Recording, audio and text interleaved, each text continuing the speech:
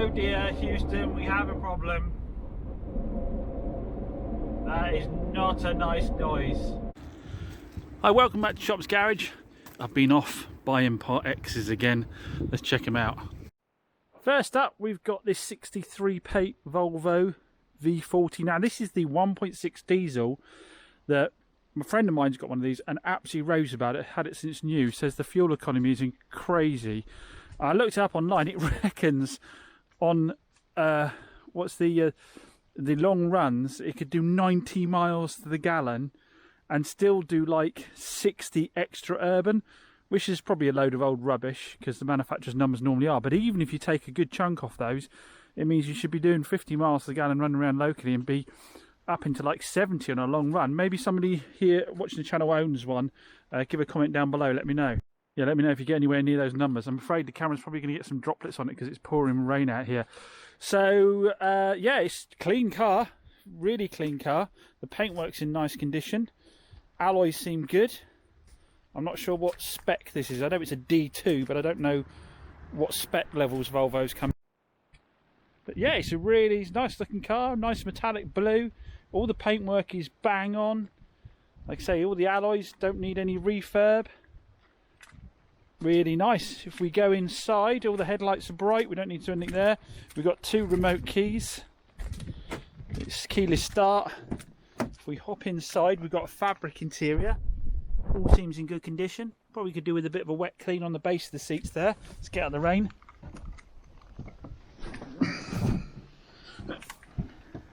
Oh! Yeah, so we've got keyless. Well, it's not keyless, is it? It goes in a slot there. And then everything in here is super clean. All the plastics are perfect. We've got a nice gear lever here. Like a hologram type effect on it. Yeah, all the no wear to anything here. All the plastics are perfect. No scratching. All round electric windows, electric mirrors. What else have we got on here? Have we got cruise? I don't think. Oh yeah, we've got cruise control. I imagine we've got Bluetooth. I would have thought so. Let's start her up a second. We have a squeaky rear wiper. We have, I think it flashed up there 97,000 miles. Is there Bluetooth on this one? I'm not seeing it. There we go, telephone. Oh, there you go. So we have got Bluetooth, yeah. Like I say, all this in here is as new. It's all perfect. Absolutely perfect. We've got some service history here. I need to go through all the paperwork, but we've got stamps here from 2020, 21, 22, the 4th 22 and the 12th 22. So it's obviously somebody who takes it quite seriously, getting the servicing done. I've got some other receipts to go through, but I haven't blanked anything off yet, so we'll need to check that out. Well, the quickest way actually to find out more about it is let's get the old car vertical up, but we'll do it inside today and nice and dry. So for those of you who don't know who Car Vertical is, you should do by now, it is the largest online database for vehicle information. So we can double check the guys did their job and did a check on whether it's accident damage or not. We can also have a look at the MOT history. We can have a look at the mileage history on it, see if it all tallies up. Port is in, let's check it out. Mileage checks out as okay, theft okay, accidents okay, finance okay. So we've got a clean bill of health there. So a quick scroll down, check the last MOT. Right, so MOT was done 12th of 22. So we've got an MOT right through to December, and it was advisory for tyres and brake pads. So it's got a long MOT, but it'll have to go back in potentially for brake pads and for tyres. Let's quickly check the mileage. Mileage graphs, quite consistent. I reckon it's probably changed ownership here because the mileage has started to go up. That's something we can check further up in the report. So good to see it's got a clean bill of health, but obviously that's not always the case. This is why you need to do these checks. Let me show you this example. Check out what happened when Car Vertical checked out this BMW 3 Series. We see it was okay for mileage, it was okay for theft, but as accidents it came back as an amber warning. If we scroll down, we'll find that this vehicle was actually written off in both 2016 and in 2020. Scroll down further, we actually have pictures of some of the damage. So you can see here the front end has had quite a hard hit. The airbags have gone off. It's broken off the lower half of the bumper and possibly damaged the underside of the vehicle. These are pictures you definitely would want to see if you were going to go and buy this vehicle, even if you've been told it previously had an accident. And don't forget that private sellers don't have to tell you by law if a vehicle's had a previous accident. But even if you knew, you definitely want to see these pictures so you had a good idea of how much damage was done and where you should be looking for the repairs. So as always, if you want to do your own car vertical check, and you jolly well should be if you're buying a car, maybe you need to check a car you've already bought or a friend's car, there is a link in the description down below for you to get a discount on your car vertical. So get to the link down below and get a discount on your ar vertical. Massive thanks as always to Car Vertical for being a continued sponsor of Chops Garage. But we have got a major issue with it. Cue up the next clip. Oh dear, Houston, we have a problem. That is not a nice noise.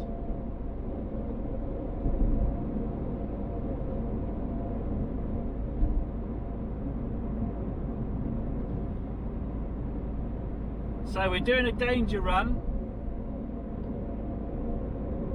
In the Volvo. I probably would have had it transported, but I didn't realise quite how bad this gearbox thing was.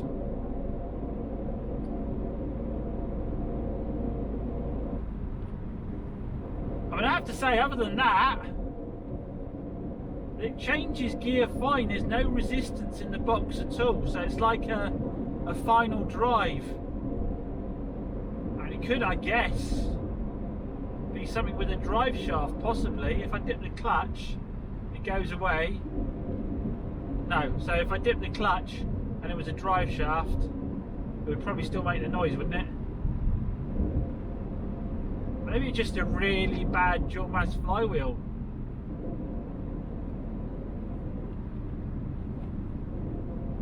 It could just be I don't know, comment down below. Could that just be the dual mass flywheel? Maybe the gearbox is all right. Because like I say, I've got zero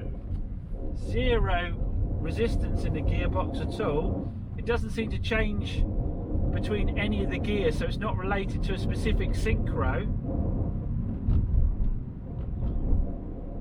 It's just when you actually engage the drive, so that would actually indicate to me that it's either some kind of output on the gearbox, or it's just a really bad dual mass flywheel or something. Mind you, it's not a knock, is it? Dual mass flywheel is normally a knock, isn't it? Gosh, it's a lovely noise. So yes, gearbox issue. I've had to think about it more since recording that, and it won't be the dual mass flywheel. It's going to be an output bearing or something on the gearbox. So it's going to need a gearbox. To a certain extent, like I say, it makes life a little bit easier, because this is just the one to go down to the mechanics. I don't need to see it. It just needs to come back with the gearbox in it, and then it'll get a clean. It doesn't need any paint, so it'll just be an afternoon valeting in it, and should be good to go.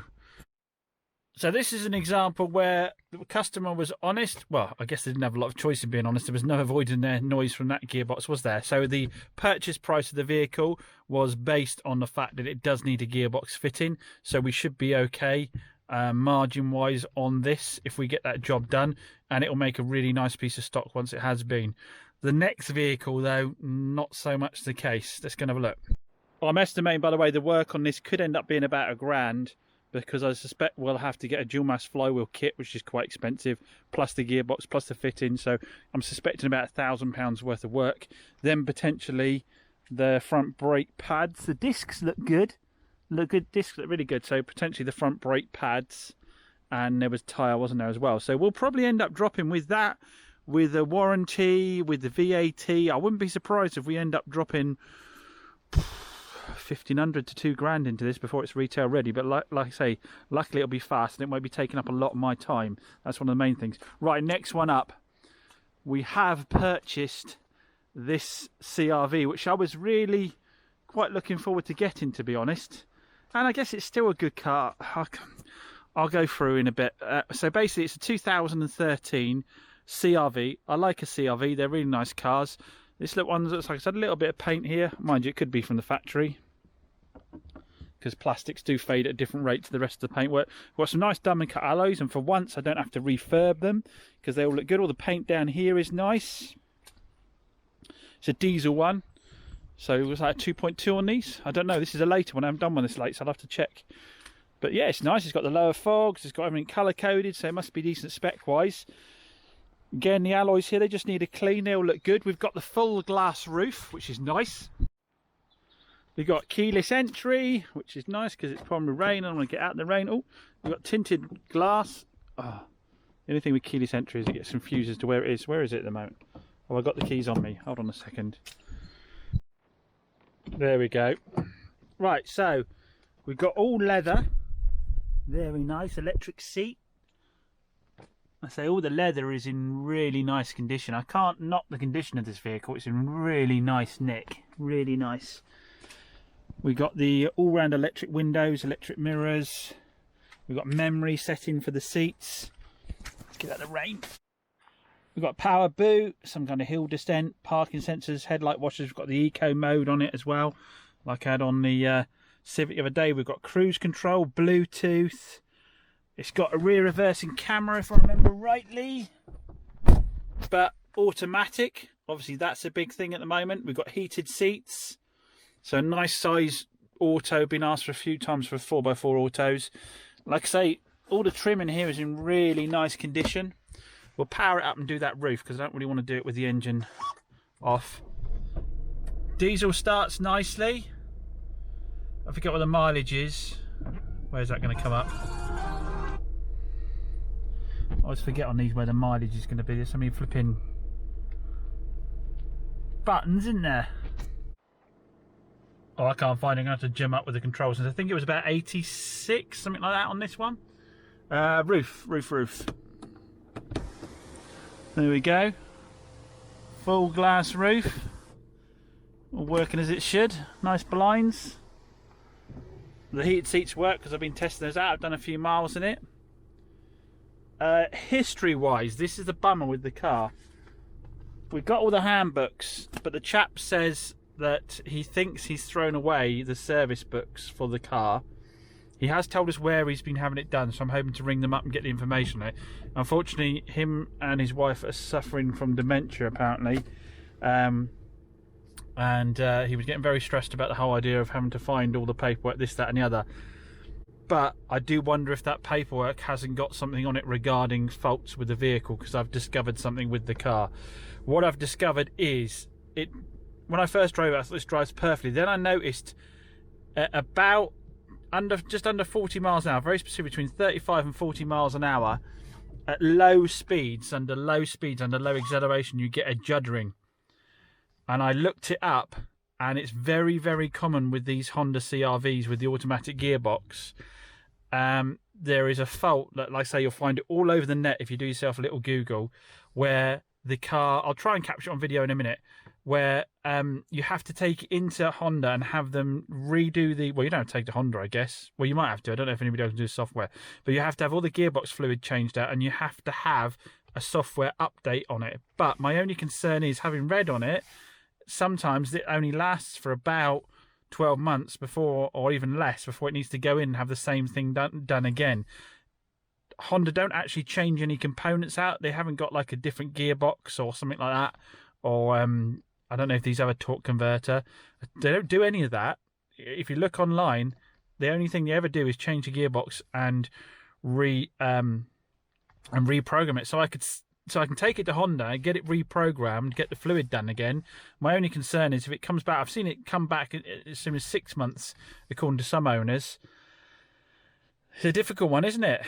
You know, if every Honda, and it appears to, if you look online, that every one of these CRVs does this, and I think a lot of people just end up living with it because, like I say, it's only very specifically at low speed, and it doesn't stop the car from driving. It just, you get a slight judder. If every Honda's got it, what can you do? I mean, the only thing I'd have to do is put it down as a known fault, get it sorted, get it to Honda and get it sorted and see if it improves it, but then say to the new owner, look, at the end of the day, here's all the evidence online that all the Hondas do it. We've had this done. it's going okay, but you may well have to take it back to Honda and have the software done again at some point in the future. It's just something to be aware of. I don't know. I really, comment down below what your thoughts. There's no point, you know, you can say, oh, go and get a gearbox put in it, but Honda don't even put the gearboxes in. So I guess if you put another one in, it's going to have the same issue again, isn't it? So yeah, it does seem to be software related. I don't know what they do, whether they do a relearn. Maybe it's coming back after a few months, after like, well, I've seen some people online have had it over 12 months after they've had it done. I've had some people have it within 6 months of having it done. I wonder if it's some kind of relearn, and then it kind of loses its relearn and has to go back and have it done again. I don't know. I'm guessing. Like I say, maybe I'm just getting suspicious in my old age, but you can see, like, for example, here, that hinge has been greased very recently, which indicates the car has had the service history, but then the paperwork's gone, you know, all of the service history's gone missing, but we've got all the other handbooks. And then there's this fault that wasn't declared. So this wasn't declared at sale, this fault. Unfortunately, when you're in this game, I don't like to think the worst of people, but unfortunately you get to a point where it's hard not to, because you get burnt so many times. Do you know what I mean? So I apologise in advance if it's all genuine, but unfortunately it all seems to just tie in a little bit too nicely, doesn't it? To be honest, in everyday life, driving it around, it really wouldn't be that noticeable. Obviously I go out of my way looking for these kind of things, and as I said, it looks to me online that the vast majority of CRV owners just tend to live with it, which is probably the route I would go after a fluid change, just to be sure, if it was mine. So it changes nicely enough, there's no problem with it changing. It changes smooth as you like.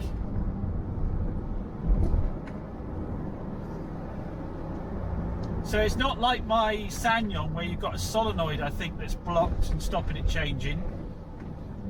This almost, like I say, it does strike me as software related, like it's dropping the revs, because it seems to be happening at about 1200 revs, like it's changing gear a little bit too early to a higher gear, and then that's kind of causing it to buck a little bit, like as if you were manually selecting a too high a gear too early.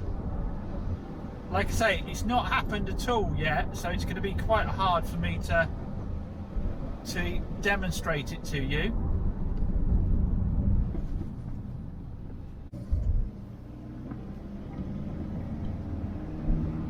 Very specifically below 40 mile an hour, and it's like this. If I really soft on the accelerator and don't accelerate,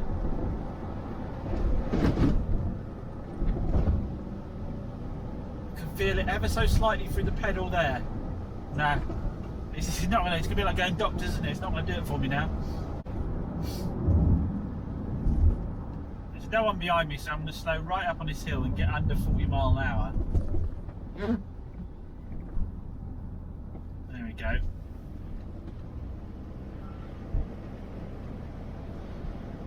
And then really feather the throttle.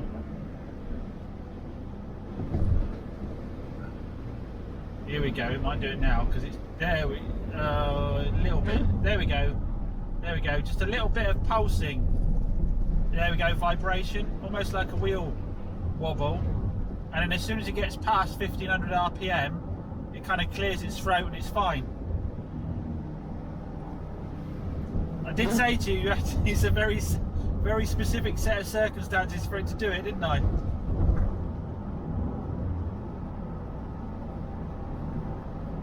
And if I just drive normally now, like I was obviously, like I say, I was almost under accelerated there, making it labour in the gear. So if I drive normally now, at normal speeds, I don't really notice it.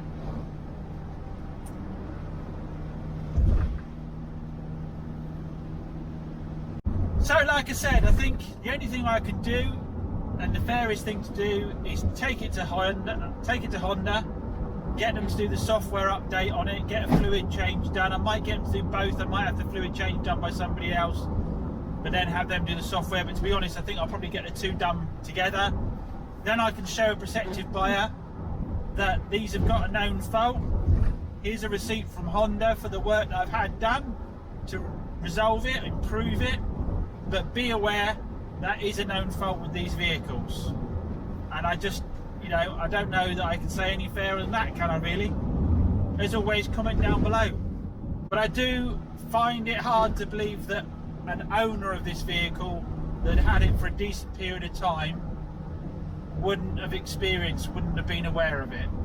So I've not mucked around, I've come straight back. We've booked it in with Honda. Unfortunately, they can't fit me in until the end of the month, but it's going in and they're going to do a transmission flush on it and a software update. They have said that's going to be around about £200, which I didn't think it was too bad, really. I don't know if that includes that or not. I need to check if there's a filter on these as well, get the filter changed if so. Double check that. So if you know if there's a filter on these, please comment below, and then I will report back and let you know. Hopefully it will fix it. There's no guarantees. I won't get my money back if it doesn't, but worst case scenario, we've done a transmission flush and change, which I think is the minimum you want to do. So as always, all your feedback really appreciated. Get in the comments down below. Hopefully some of you got some experience with these. Massive thanks for watching. As always, really appreciate it, and hope to see you on the next one soon. Cheers, thanks a lot, bye. Oh, and don't forget to stay safe while you're out there buying motors. Remember, you've got that link in the description down below to get your discount on a car vertical check. See you again soon.